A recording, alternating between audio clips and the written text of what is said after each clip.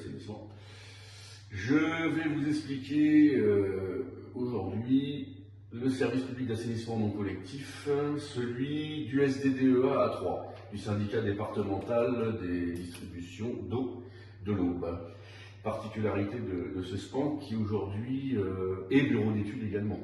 Cas très rare en France. Donc vous avez sur leur site un bon de commande pour une étude parcellaire. Voilà, vous remplissez. Vous avez le tarif également qui est ici. Voilà, donc la régie, service public d'assainissement non collectif, études. Donc ce SPAN que j'ai eu l'occasion de rencontrer déjà depuis un peu plus de 10 ans quand même, sur place, ils ne font pas de test Porcher. Donc ils ne vont pas déterminer la perméabilité du sol. Ils vont jouer avec des cartes géologiques. Donc ça c'est un gros problème aujourd'hui. Pas de test Porcher, un SPAN qui fait aussi bureau d'études. Ça c'est un peu embêtant quand même. Il y aura d'autres vidéos aussi sur les SPAN parce qu'il y en a d'autres aussi, il y a énormément de choses à dire sur eux. En tant que professionnel de l'assainissement, on peut se permettre quand même de jauger ces gens-là et de dire ce qu'ils font et ce qu'ils font pas bien quand même, parce qu'ils en font quand même pas mal qui sont pas bien. Donc on va commencer par le SPAN SDDEA de Troyes dans l'Aube, parce que je les aime bien, en plus ils sont super sympathiques. Et donc ils ont un dessinateur chez eux, dans leur bureau, qui vous fait des plans plus beaux que les miens. Donc ça c'est un exemple qu'on a vu sur le terrain dans beaucoup de dossiers. Il y a des terrassiers qui montrent de temps en temps leur dossier du SDDEA, qui préconisent et qui vient contrôler en plus, et qui font faire des bêtises aux terrassiers. Alors voilà ce qu'ils vont faire comme grosse bêtise aux terrassiers. Voilà, dans le DTU 64.1, en fait vous avez le moyen aussi de faire une fosse avec un filtre à sable. Voilà, vous avez une fosse lambda, un filtre à sable, la terre de recouvrement, le tuyau d'épandage, le gravier et le sable. Le SDDEA, sans connaître la hauteur de la nappe, je précise, sans connaître la hauteur de la nappe par rapport au sol, déjà se permet de vous faire ça.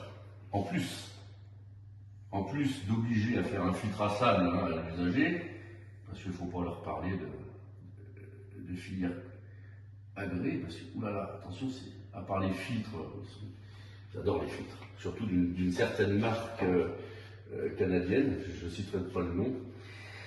Donc on vous fait une pointe de diamant en dessous de votre filtre à sable.